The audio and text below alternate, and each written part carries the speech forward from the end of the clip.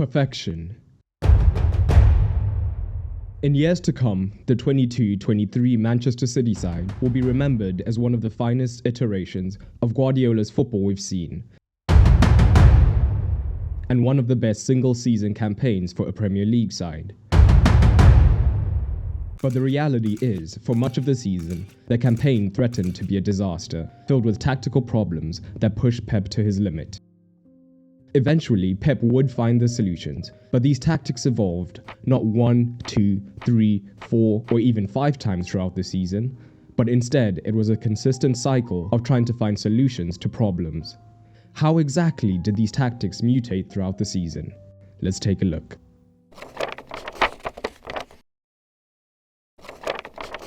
It all started so well, with the arrival of Erling Haaland, who was on the verge of superstardom already when he joined from Dortmund. His impact on the side was instant when he slotted in up front, not just in terms of goal scoring, but also how he made City have to adapt their tactics. Since the 1920 season, when Sergio Aguero's fitness and availability truly began to wane, City had been playing with various iterations of the false nine. At times, a double false nine of De Bruyne and Bernardo Silva, but for the most part, it was one of Foden, Sterling, or Jesus who took up the role. This meant that City tended to build with a back three, with Walker tucking in from right back, and the left back inverting, Zinchenko, or more commonly Cancelo. And the false nine inverting, meaning that they almost always had the numbers to overwhelm the opposition midfield with this midfield five in any match. And this, over the past few seasons, has been Pep's preference with his fullbacks. One defensive inverted fullback and one controlling inverted fullback moving into the midfield. With Haaland, things were different, especially in the build-up, as finally once again they had a traditional forward to fill the hole that Aguero had left. Naturally, Haaland was prone to staying higher up the pitch, looking to hold off defenders or utilize his pace, meaning that if City stuck to this shape, they would have had just a midfield 4 now, rather than a 5 when the 9 dropped in, like Jesus and co used to do. Pep immediately looked to adapt the shape. The early parts of the season saw both Walker and Cancelo move into the midfield region now, building up in a 2-3 rather than a 3-2 shape, and this was a shape we had rarely seen since 2019, when Pep would experiment with having Walker as a controlling midfielder. And for a while this worked for the citizens, and opposition suffered.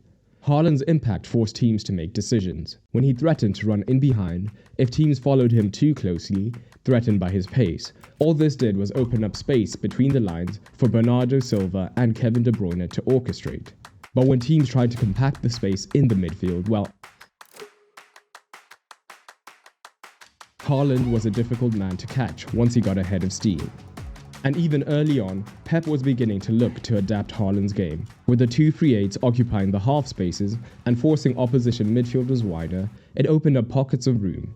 And though he was far from being a false 9, as he didn't quite have that skill set, Haaland still dropped in to link up the play where he could. Haaland's gravity was something else that defenses were still acclimatizing themselves to when City got numbers higher up the pitch. His sheer presence meant that even if he wasn't on the ball, whether he was in the box or just outside, defenders tended to converge around him, doing everything that they could to stop him. And early in the season, the wingers in particular benefited, either sneaking in at the back post to finish, or the free eights could make quick dashes beyond the Norwegian. The reversion to this tactical format, the 2-3-5, meant that everything started rosily, with City sitting just 2 points off of Arsenal, scoring 3 per game and conceding under a goal per game during the first 13 matches. The tactical format was also aided by key players like Diaz, Stones and Cancelo being fully fit and in other cases motivated early on. But not everything was as perfect as the top line numbers suggested. The warning signs were already evident, as despite the wins, City were actually not at their scintillating best. The defense looked shaky, with several of their wins coming despite letting in multiple goals. Up front, the side was still getting accustomed to the big Norwegian, despite his ridiculous goals tally. Time and again he would dash in behind, only to be left frustrated as a teammate went short to retain possession rather than play him in. These issues would be laid bare as City only picked up 13 points from their next 8 games, now scoring under 2 goals per game and conceding over 1.2, and they would rank 6th during November to February brought tactical problems for City, with the only respite being provided by the World Cup break.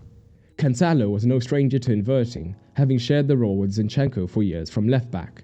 However, his attacking instincts were strong, much stronger than the Ukrainians, and often he looked to push right up into the half space to help create and express himself, or even pushed wide as a more traditional fullback, allowing Foden to tuck in. And though the midfielder could drop deeper, Gundogan or Bernardo, they wouldn't drop right alongside Rodri at times, slightly decreasing the progression options in this first phase. The new shape also meant that suddenly, Kyle Walker presented a problem. The Englishman's technical ability has consistently improved since his move to City. However, it was still not to the level of other inverted fullbacks like Cancelo and Zinchenko, which is why Pep previously used him as a defensive inverted fullback. So in high-pressure situations in the midfield, where agility, both of thought and movement, was the key, he was a vulnerability and could be a press target who could lose the ball in the midfield or at the very least slow down progression, as he cannot provide piercing passes like Zinchenko or Cancelo. And on the ball was not the only weakness of this early season shape. The back three build-up that Pep preferred in prior seasons meant a wide coverage in the first third, as well as keeping Kyle Walker deep, where he could use his blistering pace to prevent any counter-attacking opportunities before they presented themselves. But now, higher up the pitch in the midfield, he would often have to confront the ball carrier on the transition. Or even if he was jockeying, despite his pace, this would be too much of a head start for the attacker for him to recover. And on the far side, Cancelo didn't have the pace to try and recover to begin with. So often, the two centre-backs were overwhelmed, with wingers running into the spaces and wreaking havoc, leaving City looking vulnerable on the break. And after a settling in phase, teams were also slowly figuring out ways to defend against the City side. The goal of most sides they faced became clear: compact the centre as much as possible and defend as narrow as humanly possible. Whether they lined up with a midfield 4 or a midfield 5, the wingers were often within the width of the box, trying to make finding men between the lines impossible. And Rodri was the best on the ball, so he would be tied up initially, and as soon as an inverted fullback, Walker in particular, got on the ball, a midfielder would then look to press. Guardiola once again went straight into problem-solving mode. Firstly, the centre-backs now had much more onus to carry the ball into the midfield region, to try and draw midfielders from higher up the pitch into the press. But that was only an auxiliary measure. Teams defended so narrow, and they were happy to give up the wide regions, as it meant that if City's wingers wanted to get onto the ball, they would have to drop deep, outside of this midfield block to create the angle to receive, and could then be closed down by the fullback, keeping these dangerous wingers far from the box where they could make connections with their fellow attackers in the half space. So initially, where both fullbacks inverted into the midfield for large swathes of the early season, though they played in the second line, they played much wider, outside of the narrow defensive shape, so that they could receive outside of the block, allowing their winger to stay high to then receive for their 1 versus 1. In fact, oftentimes with many teams using a back three to try and now create the overload, Walker was much more offensive than usual, looking to overlap down the outside and make it a 6 versus 5. But the problem persisted. Keeping the fullbacks high up, especially with Rodri possibly isolated, left them looking extremely vulnerable on the transition. And this is where things began to go sideways for the citizens. Walker, as a controlling inverter, was causing issues in the build-up, and the presence of Haaland was a complication, as for the first time in years, City had a genuine aerial target that they could look to hit. But it also meant it was tempting when the midfield progression was not quite clicking to instantly go long and bypass the entire midfield, which was struggling to penetrate at times. So City's usual smooth passing game began to suffer in the post-World Cup period, with the midfield being less involved and even KDB not being at his best. These developments led to a decline in goal scoring. But Kyle Walker would go on to pick up an injury fairly early in the season, giving Guardiola the chance to experiment to find a solution. Stones would start at right back early in the season against Wolves in a 3-0 win, inverting effortlessly and helping to control the play, a clear upgrade on Walker's on-the-ball ability. However, with Cancelo still also inverting, the problem remained of gaping defensive holes, and Stones' recovery pace was nowhere near that of Walker's. But Stones would soon join Walker on the injury list, meaning that Pep had to find a different solution. That would involve experimenting with a back three against Liverpool, allowing for more solidity, or other matches where they maintained a back four, shifting Akanji to right back and only inverting with Cancelo, which for a while seemed like the solution. and this satisfied Pep's need to build with two types of inverted fullbacks in the lineup, a controller in Cancelo and a defensive one in Akanji, and this would once again give them that 3-2 shape for solidity. However, Cancelo still had the propensity to push higher or wider at inopportune moments, isolating Rodri, or to make more adventurous passes that were prone to turnovers. He experimented with Bernardo Silva as a left-back who could then function as the controller and invert into the midfield, whilst keeping Akanji deep. And despite winning both matches where this happened, the tactical system bordered on disaster. City were struggling badly, and the title looked on the brink of slipping away with barely a fight, something that aided Pep.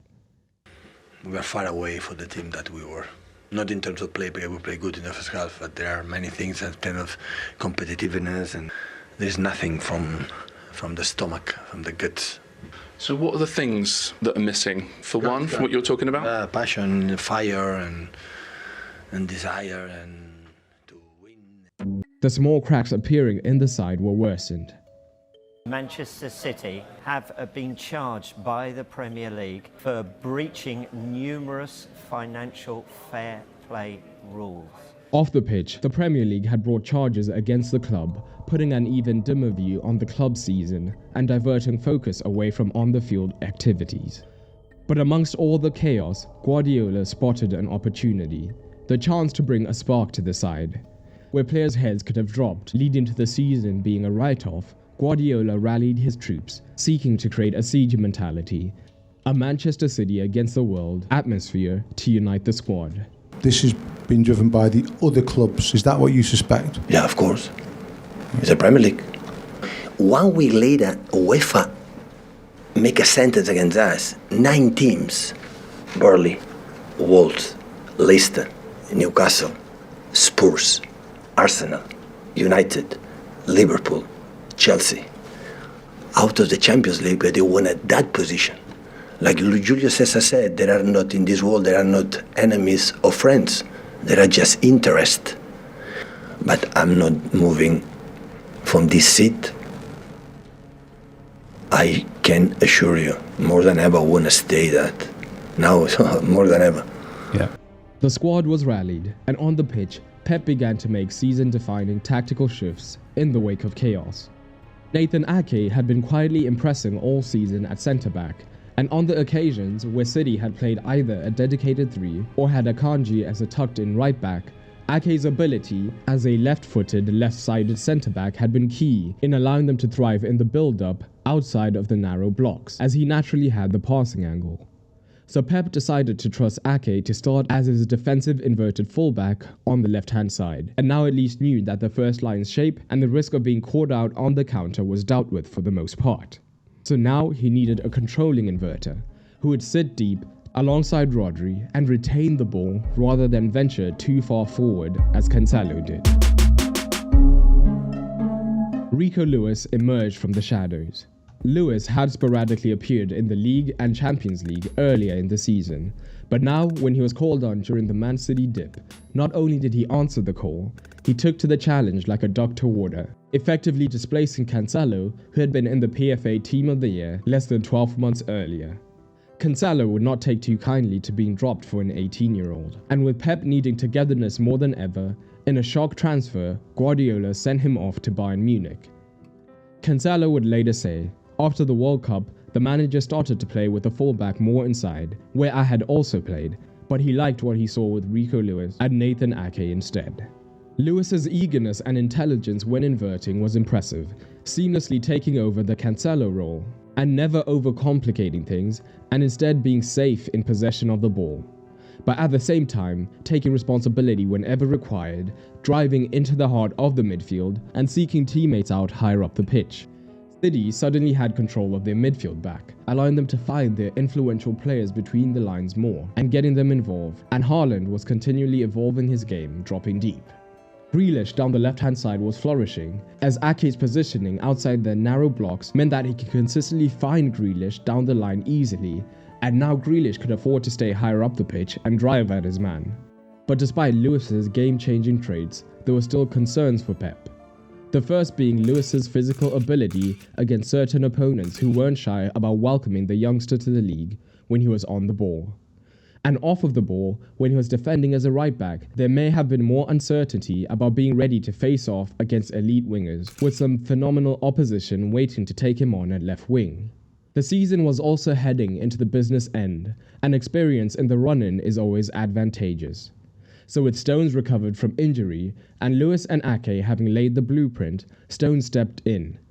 And though he has always been impressive on the ball, his ability during this prolonged spell at pivot came as a shock to many. Pep knew he had found a system that was almost perfect to see out the rest of the season now, as Stones brought the additional defensive solidity that Rico Lewis didn't, while maintaining the ball dominance as the inverted right back that Walker couldn't. Well, at least it was almost the perfect system. There was one more tweak needed to enact the City surge that has become a staple of the final third of the season. The business end of the season meant that the defenses would be coming up against big players, and though Stones had excelled in the league and Champions League, the caliber of wingers he would have to face off would begin to elevate. The likes of Coman, Martinelli, Sane and Vinicius were yet to come. Of course, Stones had good defensive ability, but Guardiola had an ace up his sleeve. Who was your toughest opponent in the Premier League?